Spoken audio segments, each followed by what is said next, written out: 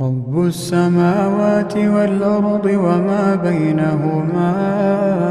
فاعبده واصطبر لعبادته هل تعلم له سميا ويقول الإنسان أإذا ما مت لسوف أخرج حيا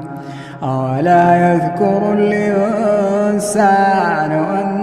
أنا خلقناه من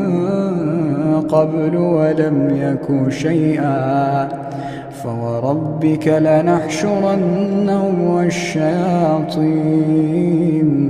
ثم لنحضرنهم حول جهنم جثيا ثم لننزعن من كل شيعة أيهم أشد